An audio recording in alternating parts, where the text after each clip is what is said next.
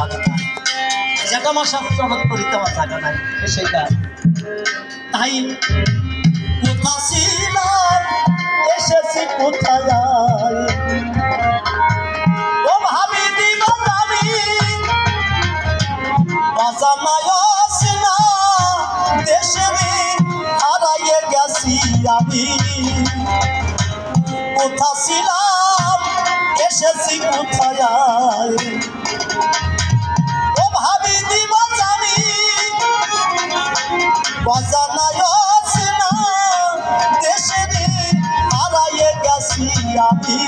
ওই আমার চলার পথে আছে আমি রে, ওই আমার চলার পথে আছে আমি রে, ওই আমি পিছনে ফিরতে নাহি পারি আর নৌকায় উঠিব রে ভাবি। তাই আমার দিন গেল গেল বেলা, ওই আমার কাল গেল গেল খেলা, ওই আমি তার নৌকায় উঠিব রে ভাবি। নারদ বলে কৃষ্ণের কাছে, ও ঠাকুর তুমি অন্যায়কারীর দলে থাকো, লোকে কয় পাশে। কৃষ্ণ কয় ও ভাবিস না, বুঝাতে তোর বুকের জ্বালা, আমি কৃষ্ণ শিকুন কালা, তোরাতে দিচ্ছি তিনখান মালা, যা পাণ্ডব সভা আর কৌরব সভা যেখানে পারিস দিয়া। নারদ তিনটে মালা নিয়ে দুর্যোধনের সবাই গিয়ে বলছে, ও দুর্যোধন এই যে তিনটে মালা এনেছি, এখন এই মালা তিনটে নেবা। বলে কি তিনটে মালা কেন? বলে এইটা উত্তম, এইটা মধ্যম, এইটা অধম। দুর্যোধন কয় কথা নেই, আমি বলি তোর ঠাই, আমি রাজা, আমার মতো উত্তম ব্যক্তি কেউ নাই, ওইটা আমার গলায় দে, উত্তমের মালা দে। বলে মধ্যমেরটা কার গলায় দেব? তাহলে মধ্যম হচ্ছে আমার মন্ত্রী শকুনি মামা, ওই মধ্যমের ডর গলায়। অধমেরটা বলে ওই যে মেতর যাচ্ছে ওর গলায় দে। সুইপার ওই পায়খানা টাইখানা পরিষ্কার করে। সুইপারের দ্বারে যখন গেছে ডাক দিয়ে বলছে যে আমার গলায় কোন মালা দিচ্ছ? বলে অধমেরটা। কেন? তাহলে তুমি সুইপার মেথর মানুষ, অধমের মালা তুমি বাবা। দুর্যোধন পাইছে, বলে অত অধম আমি না, আমি রাজার মেথর, অত সহজ না, রাজার মেথর, ওটা আমি নেব না। নিল না। নারদ তিনখান নিয়ে আবার কৃষ্ণের কাছে গিয়ে বলে ঠাকুর অধমের মালা কেউ নিতে চালো না। বলে তা পাণ্ডব সবাই যা। ওই তিন মালা নিয়ে পাণ্ডবের সবাই গিয়ে ধর্মরাজ যুধিষ্ঠিরের কাছে ডাক দিয়ে জানাচ্ছে যে 3 গাছ মালা আনিছি, নেবা? তাহলে পরিচয় দে। তাহলে এইটা উত্তম, এইটা মধ্যম, এইটা অধম। উত্তম যে সে উত্তমের মালা পাবে। ধর্মরাজ যুধিষ্ঠির করেছে বর্তন, এই পৃথিবীতে শ্রীকৃষ্ণই হচ্ছে উত্তম, আমার কথা নিবি, সেই ভগবান শ্রীকৃষ্ণের গলায় উত্তমের মালা দিবি। বলে মধ্যমের মালা কি? বলে আমার কথা নেই, তুই কৃষ্ণ আর আমি ভক্ত, মাঝের মধ্যম উচিত নারদ, তুই মধ্যমের মালাটা তোর গলায় নে। বলে অধম কেটা নেবে? ডাক দিয়ে বলে তাই পৃথিবীতে আমি যুধিষ্ঠির, আমার মতো অধম ব্যক্তি ওইটা আমার গলায় নে। মানুষ অধম না হলে উত্তমে কোনোদিন পৌঁছতে পারে না, কোনো কালে নিজেকে আগে অধম ভাবতে হয়। সত্য কথা বলা ভালো, কৃষ্ণ ডেকে বলেছিল এই জন্য ওদের পক্ষে।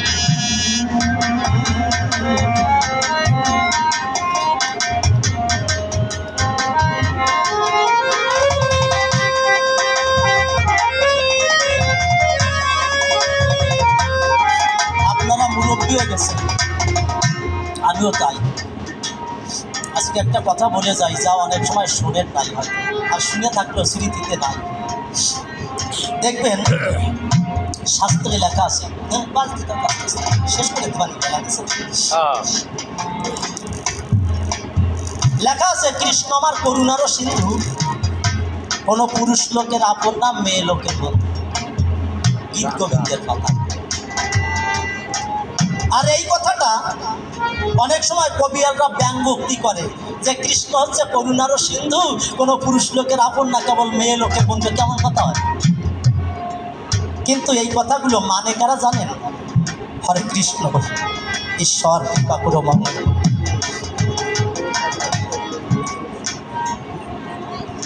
বলবেন কৃষ্ণ কৃপা হোক। টাকা অনেক কৌশলে নেওয়া যায়, তাই না? কেটে কেটে কৃষ্ণ নামের ধরে দিয়ে কীর্তন গাইলে অনেকে যায়, টাকাটা বড় কথা না, আশীর্বাদটাই হচ্ছে বড় কথা। উনি বলছে ওই যে দ্রৌপদী তো 5 জনের এক বউ, মানে শাখা কাটিক বাঁধবে মল্লি, ওইটা মনে তারা রয়েছে। মুনিয়ার দেবেন ওটা আমি বিস্তৃত যদিও যাই, মুনিয়ার দেবেন ওনার কষ্ট নিয়ে বাড়ি যাবে, এটা হয় না, আগে আমারটা শেষ করি। আর আমি যেটা বলছি এটা কি আনবেন কঠিন সূক্ষ্ম দর্শন, ইয়ে সরকাররা জানে না, এই যে কয়জন গাছ এরা জানে না, ওরাও শুনে। আর যদি জানে আমার বলার ঘরে জানো এই কায়দায় বলে যায়, তাহলে বুঝবার জানে।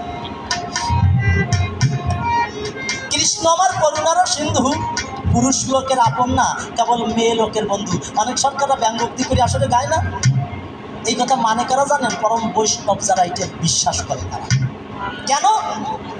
শাস্ত্রে লেখা আছে এক কৃষ্ণ জগৎপতি আর সব প্রকৃতি। এটা আপনারা জানেন, আমার জানেন কেন? এক কৃষ্ণ জগৎপতি আর সবই হচ্ছে প্রকৃতি। আমরা পুরুষ যারা, আমরা পুরুষ না, আমরাও কিন্তু প্রকৃতি, আমরা সবাই নারী। আর এই কথাটা একমাত্র বৈষ্ণব যারা তারা যাবে বিশ্বাস করে। কেন বিশ্বাস করবে? মীরাবাই গেছিল বৃন্দাবনে, রূপ গোস্বামীকে যখন প্রণাম দানে তখন রূপ গোস্বামী আর একদিক মুখ ফিরেছে। মীরাবাই বলে যে মুখ ফিরেলে কেন? পরে মানা আমি কৃষ্ণ ভক্ত হয়ে নারীর মুখ দর্শন করি না। সেদিন মীরা বলেছিল এই বৃন্দাবনে এক পরম পুরুষ হচ্ছে সেই কৃষ্ণ, আর তুমি কবে থেকে পুরুষ হলে গোসাই? এক কৃষ্ণ জগৎপতি, এত সব প্রকৃতি, এটাই তো ভাগবতের নীতি। কবে তুমি পুরুষ হলে? সেদিন তার সমস্ত অহংকার গেল ছেড়ে, আজ থেকে আমার ভুল ভেঙে গেল। আপনারা যদি কেউ পুরুষের দাবি করেন, ডাক্তার হন, মুক্তার হন আর ব্যারিস্টার হন, একজন বন্ধা নারীকে সন্তান দিতে পারবেন? আছেন কেউ এমন? যার ছেলে মেয়ে হবে না, বন্ধা, যৌবনে পড়ে শনিবারে যে রজস্বল হয়েছে প্রথম যৌবনে, তারে বন্ধা কয়, তাতে ছেলে মেয়ে হয়। এই নারীর গর্ভে ডাক্তার মুক্তার যেই হোক কেউ সন্তান দিতে পারে না। তাহলে আপনি ডাক্তার নেতা, আপনি একটা বন্ধা নারীর ঘরে সন্তান দিতে পারবেন না গর্ভে, তাহলে আপনি কিসের? ভগবান যদি ইচ্ছা করে মরা গাছে ফুল ধরাতে পারে না? তাহলে আপনি পুরুষত্বের অহংকার কেন করতেছেন? এইবার কথাটা ভালো করে বসেন। এইখানে শাস্ত্রকার বললেন থাকলে পুরুষত্বের অভিমান তার কাছে যাবে না কৃষ্ণ ভগবান। বুঝতে হবে কিন্তু, থাকলে পুরুষত্বের অভিমান তার কাছে যাবে না কৃষ্ণ ভগবান। এই পুরুষত্বের অভিমান দূরে ফেলে নিজের দেহে যদি নিজে নারী সাজতে পারে, যৌন ক্রিয়ার পরপারে যে নারীর স্থান, সেই নারীর বন্ধু হবে আমার কৃষ্ণ ভগবান। কোন সরকারের মুখে পান? আমি শ্যামল সরকারের বলছি, যদি পান কোন সরকারের বায়না দিলে যদি কয়, সেই সময় আমার বলবেন যেমন সরকার। পুরুষত্বের অভিমান দূরে ফেলে নিজের দেহে যদি কেউ নিজের নারী সাজতে পারে, অহংকার বেলার পুরুষ না। এই পৃথিবীটা বৃন্দাবন, আপনারা সবাই ভক্তজন। যেদিন দেহের নারীর দেহ ধারণ করতে পারবেন, কৃষ্ণই জগৎপতি, আমরা তার নারী, তখন কৃষ্ণ। তাই পুরুষত্বের অভিমান দূরে ফেলে নিজের দেহে যদি নারী সাজতে পারে, যৌন ক্রিয়ার পরপারে যে নারীর স্থান, সেই নারীর বন্ধু হবে কৃষ্ণ ভগবান। কামনার মধ্যে গেলে আর হবে না, যৌন ক্রিয়ার পরপারে আপনার পিতৃসত্তা ধারায় জ্বরে, সাধনায় গুরুর মন্ত্র নিয়ে ওই ধারাকে যদি উল্টন কি হবে? ধারা উল্টে গেলে হবে রাধা। রাধা মানে ভক্ত, সবাতে করিবে একটা, আপনারা তখন রাধা হবেন, আর তখনই গোবিন্দ কৃপা পাবেন। নারী যতদিন না সাজবেন, ওরা দিন ভগবান পাবেন। আগে নারী সাজেন, পুরুষত্বের অভিমান দিয়ে ফেলেন। নিজাম খুনি 52টা খুন করার পরে একজন যাচ্ছে, তারা ধরে কয় আমার মুক্তি হবে কিসে, 52টা খুন করেছি। বলে কথা নিবি, তার কোপকার ভয় তো। এই জায়গায় মরা গাছের নিচে আল্লাহ আল্লাহ কবি, যদি ফুল ফোটে তা সেই দিন তুই গুনাহ থেকে মাপ পাবিস। মানে অন্তত কোপকার রাখতে পারছে, যার জন্য ওই কথা কয়ে সরিয়ে গেছে। ও মরা ফুল গাছের নিচে বসে আল্লাহ কয়ে জিকির দিচ্ছে। এর মাত্রই গভীর রাত্রি দেখে তাও খানাতে আছে, যে একটা মরা মেয়েরে আইনে ওই জায়গায় কবর দিয়ে ওরা কান্তি কান্তি বাড়ি গেছে। কিছু সময় পরে একটা যুবক ছেলে এসে কোদাল নিয়ে খুঁজছে ওই মরা মেয়েটারে উঠে কাফনের কাপড় খুলতেছে জিনা করে। মানে যৌবন ওই মেয়েটারে ভালোবাসতো, কিন্তু মেয়েটা ওর হাত থেকে রেহাই পেতে আত্মহত্যা করেছে। তবু নিজের চরিত্র নষ্ট করে না। আকলাক মানে চরিত্র, যার আকলাক ঠিক আছে সেই ক্যারেক্টার লস, এভরিথিং লস। চরিত্র নাই তো তার কিছু নাই। ওই যখন খুঁজতেছে ওই কাফনের কাপড় সরাইয়ে জিনা করতে যাচ্ছে, ওই লোকটার নাম নিজাম খুনি বাউন্নটা করেছে। ওভাবে হাইরে মানুষ মরার পরও এইভাবে তার দেহের পরে অত্যাচার করে, তো মানুষ না, এটা যে পশু অন্তরে আছে। ভাবো যা 52 তাই 53, এটারও খুন করিয়ে দেবো।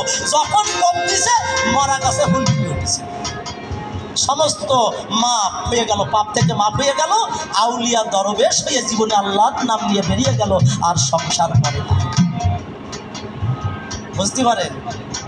অনুরাগী ভক্ত যেই পশু হত্যা করা ঠিক, যখন কোপ দিছে মরা গেছে আল্লাহ।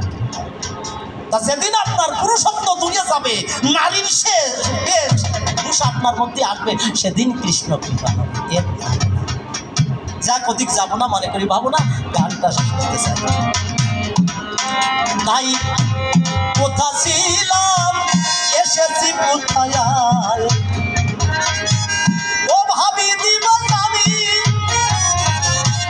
বাজানায় আছে না, দেশে হারাইয়ে গেছি আমি, ওই আমার চলার পথে আছে আমি রে, ওই আমার চলার পথে আছে আমি রে, ওই আমি পিছনে ফিরতে নাহি পাই আমি কার নৌকায় উঠিব রে ভাবি তাই, আমার দিন গেল গেল বেলা, ওই আমার কাল গেল গেল খেলা, ওই আমি কার নৌকায় উঠিব রে ভাবি তাই, আর সাথে সমুদ্র আরো 13 নদী, সবাই নদীতে হবে পারি, তার পারে আছে নাকি রে আমার দেশ মানে বাড়ি। এদিন সাথে সমুদ্র আরো 13 নদী, সবাই নদীতে হবে পারি, তার পারে আছে নাকি রে আমার দেশ মানে বাড়ি, ওই আমি তিনি ভিখারি নাই হে করি রে, ওই আমি তিনি ভিখারি নাই করি রে, আমি কেমনে নেব সেই দেশে ঠাই, আমি কার নৌকায় উঠিব রে ভাবি তাই, আমার দিন গেল গেল বেলা, ওই আমার কাল গেল গেল খেলা, ওই আমি কার নৌকায় উঠিব রে ভাবি তাই। সতী হচ্ছে 3 প্রকার, আমরা সবাই সতী না। 3 প্রকারের সতী জানেন কি? সাজ্জা সতী, কৃপা সিদ্ধা আর পতিব্রতা।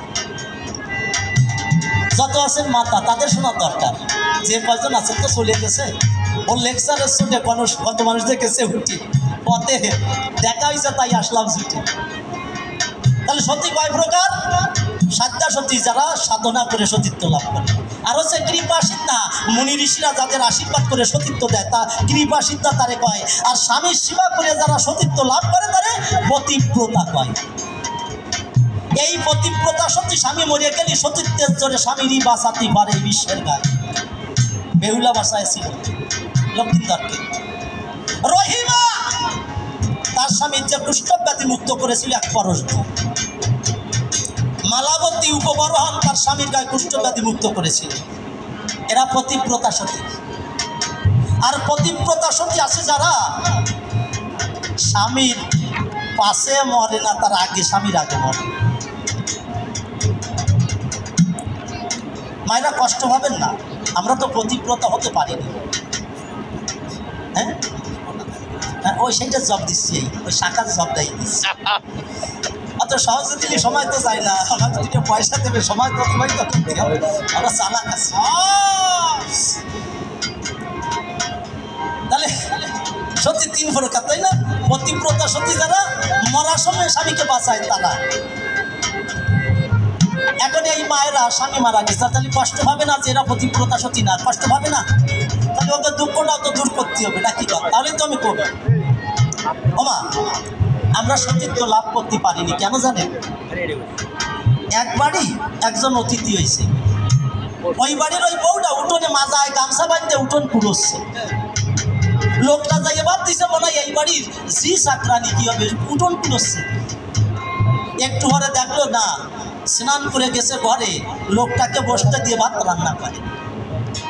ভাব দিছে কি ভাবলাম, এ তো চাকরানি না, এ যে মা, অন্নপূর্ণা। অন্নপূর্ণা মানে রান্নায় স্বাদ যোগায়, কিন্তু অন্নপূর্ণা। যাকে চাকরানি ভাবছিলাম সে হচ্ছে অন্নপূর্ণা। যখন ভাত রান্না হয়ে গেল, স্বামীকে আর অতিথিকে বসতে নারায়ণ সেবা করার জন্য ভাত দিল। এখন হয়ে গেল মা, একমাত্র মা সন্তানকে খাওয়াই আনন্দ পায়। বিশ্বকবি রবি ঠাকুর লিখেছেন, আহারে মাতা বিহারে ভগ্নি, খাওয়ার সময় মা।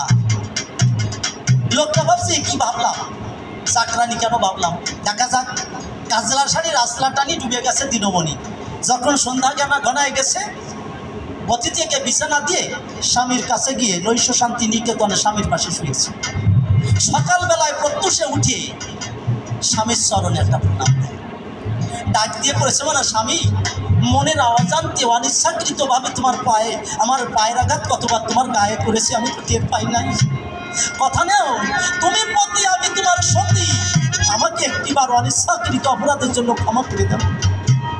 স্বামীকে যখন নাম দিল, হাত দিয়ে আশীর্বাদ করেছিল। ক্ষমা করেছেন কোনোদিন? তাহলে করেন নাই, কি করে পতিব্রতা হবেন? যারা যারা আছেন তারা করেন। আপনার হাঁটার সময় স্বামীর গায়ে পা লাগিয়ে দেয়, প্রণাম করেন, মুঠোয় পড়ে। তা রাত্রি কতবার লাথি লাগিয়েছে তাকে টের পাইছেন? প্রকৃত সত্যি হলে স্বামীর চরণে প্রণাম দিয়ে বলে, অনিচ্ছাকৃত অপরাধের জন্য ক্ষমা করে দেওয়া। পতিব্রতা সত্যি কেন মরা হতো বাসা? ওই যে 5 বার এক বউ দ্রৌপদী, পতিব্রতা সত্যি। তারপরে তার সাধনাও ছিল, তারপরে মায়ের আশীর্বাদ ছিল। মৎস্য চক্র ভেদ করিয়ে অর্জুন এসে মায়ের ধারে বলেছিল, আমা কি বলবো তোমার ঠাই, আমরা ভিক্ষা করতে গিয়ে একটা ফল পাই। মা বলে, কথা নিবি? খুলে বলে, তোদেরটাই, তোরা তো 5 ভাই, যে ফলটা পাইছিস তাই 5 জনে ভাগ করে খাবি। কত বড় মাতৃভক্ত সন্তান তারা 5 জন, যে মায়ের কথায় একটা স্ত্রী 5 জনে গ্রহণ করেছে। পারেন কেউ? বউ যদি একটু এদিক যায় তা মারিয়ে ভাটায় ফেলাবে না, তাই না? 5 ভাই মায়ের কথা রক্ষা করেছে। আমার মনে হয় প্রত্যেকটা সন্তানের এমনি মাতৃভক্ত মায়ের কথা রক্ষা করা উচিত। এত সুন্দর দৃষ্টান্ত দেখার পরেও সন্তানরা মানুষ হচ্ছে না। আমার বউ আমার নাতির দিক চালিয়ে যাই, আমার ভালো লাগে না। আর 5 ভাই একটা বউ, গন্ডগোল বাধায় নাই 5 ভাইয়ের মধ্যে কেউ। কোনো গন্ডগোল হয়েছে না, মায়ের আদেশ রক্ষা করেছে। দ্বিতীয় কথা, সেই মেয়েটা স্বামীর সেবা করে সতীত্ব লাভ করেছে, ও কোনোদিন স্বামীর পরে মরবে না, স্বামীর আগে শাখা সিঁদুর নিয়ে মরবে। ওর কৈফিয়ত দেওয়া লাগবে না, শাখা ভাঙা লাগবে না, কোনোদিন শাখা ভাঙা লাগবে না। সর্বপ্রথম দ্রৌপদী মরে যখন তারা স্বর্গ আরোহণ পর্বে ঘুরে দেয়। 5 ভাই দ্রৌপদী যখন স্বর্গ আরোহণ পর্বে স্বর্গে গমন করে, প্রথমেই দ্রৌপদী মরে, কারণ সে সতীত্ব লাভ করেছিল, তার শাখার একটুকু ভাঙা লাগবে না। বুঝতে পারছেন? ইয়েস চাইতে আর ভালো জবাব হয় না। তাই অনাদি কয়ে শুনো সাধু মহাজন, আমি সর্বহারা দেউলিয়া, ভিক্ষা ছাড়া নাই মোর গতিরে, কান্দে শুনি নিয়া। অনাদি কয়ে শুনো সাধু মহাজন, আমি সর্বহারা দেউলিয়া, ভিক্ষা ছাড়া নাই মোর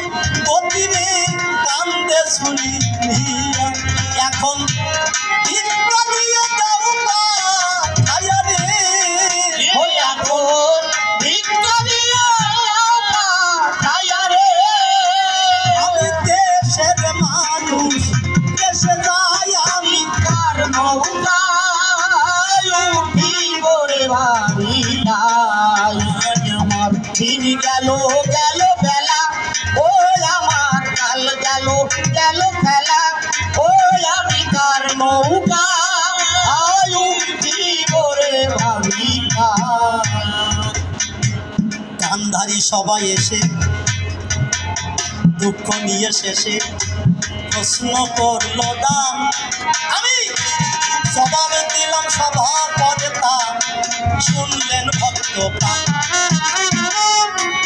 একটারও জবাব দিতে আমি গো আমি বাকি রাখি নাই, মনে মনে ভেবে মনে এখন বড়ই শান্তি পাই। এরপরে এই আসরে হবে গোঠের পাল্লা, বসে বসে পান করবেন বড় রসগোল্লা। একটু মধ্যে রস না দিয়ে গো বাড়িতে যাবেন না, সবার কাছে এই নিবেদন আমি করিলাম। এখন শোনেন, এই গোষ্ঠের মিলন না শুনে যদি কেউ বাড়ি যাবে 1 বছরের মধ্যে স্বামী স্ত্রীর মিলন হবে না।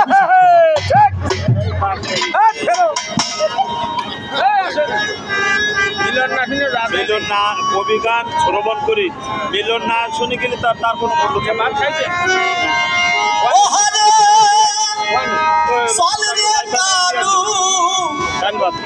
বাজিয়ে বেনু রতন দামার আসি দেই নাকি আপনার জামাই ওরে চোখে যাবে লাগে ভালো, আমি তো খালি আপনার ডে খালাম আমার প্রাণে তারে তো আপনার এখানে পাই না আমার ডে তো বুঝছিলাম লাগে ভালো আপনার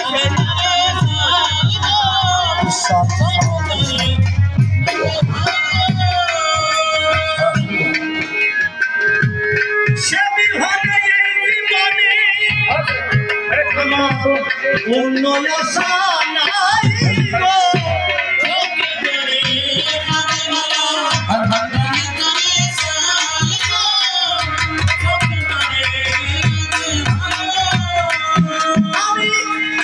আমি কল্পনাতে শ্রীরাম সখা, বিপক্ষে আছে কৃষ্ণ ভক্তি মাতা, এখন শেষে দেবে রান্না এই বিকাল বেলায় গো।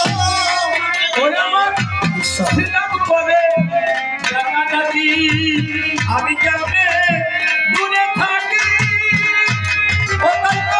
ছুটে এসেছিলাম মিলন মোহনাই ওই এত সময় কোথায় ছিলে, এত দেরিতে কেন এলে? কৃষ্ণ মহামানব ঘুরে সোনার অভিপ্রায় গো। দূরে দূরে বসায় আছে ওরে দক্ষিণা দেবে আমাদের কাছে, এইটা কৃষ্ণকে তারা ওরে পেয়ে গেছে ভাবে মহিমাই। এবার তুমি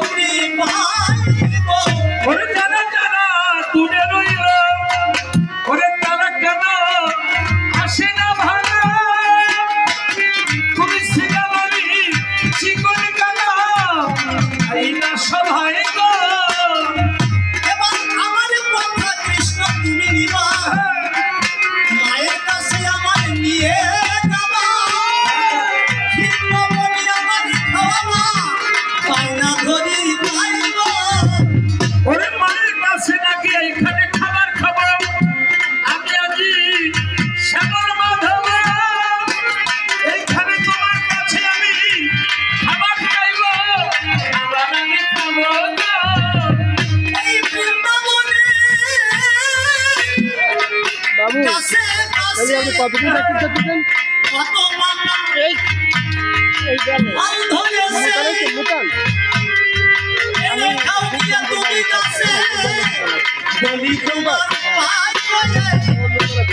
আপনার জুটিকে আপনার জুটি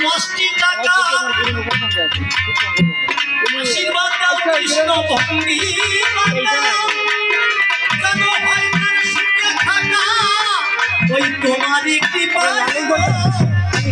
বাবু টাকা দিল যে বিষ কেটে যাবে তার বিষয়ের বিষ কৃপা করবে স্বামী জগদীশ মিথ্যা কথা নয় আমার কমিটির দাদারা কোথায় রহিল ওরে তাদের আসরে আশা ভাঙা ওই সেক্রেটারি সভাপতি কেশিয়ার কোথায় রইল দেবে তবে সামনে করো ওই কমিটিরা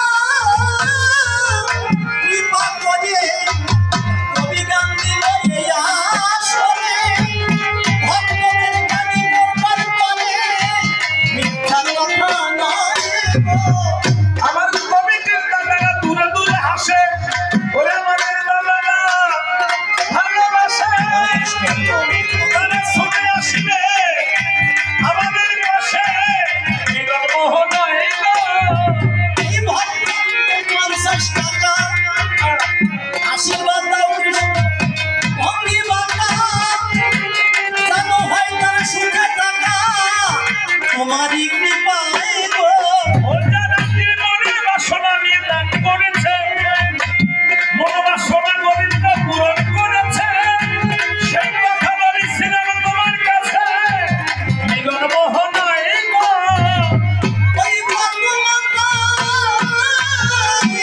দিল টাকা অক্ষয় রবে সিঁদুর শাখা আশীর্বাদ দিল তাই ভঙ্গি বাঁকা এ ধর্ম সভায় দুজনকে মিলিয়ে মিলিয়ে অর্থ দিল প্রেমানন্দে একবার হরি হরি বলো ওরে কত আনন্দ আনন্দ হবে দাদা দেখা দিল এই সময় এই তো হাজির হলো এই 100 টাকা আশীর্বাদ দাও কৃষ্ণ ভঙ্গি বাঁকা কেন আশীর্বাদ দেবো একা একা এ ধর্ম সভায় গো এই যে অর্থ করলো আজ একজন এই যে অর্থ দিল কমিটির সম্মান কয়েকজন সবাই যেন কৃপা পায় এখন শেষের বেলায় কমিটিরা যখন জানি টাকা করলো না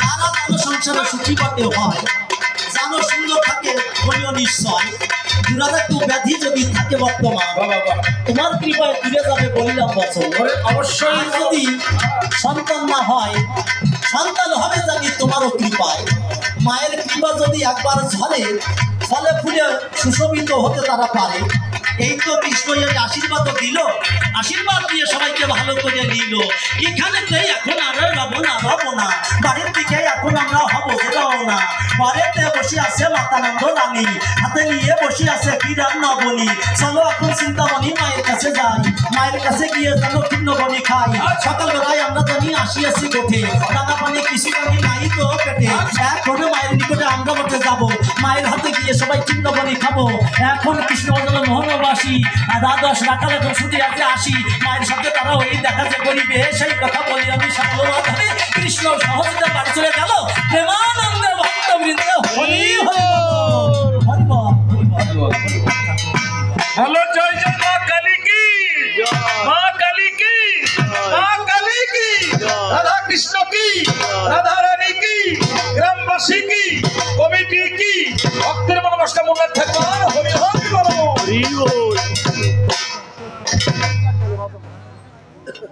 ওকা এটা একটু ক্লিয়ার করে রাখেন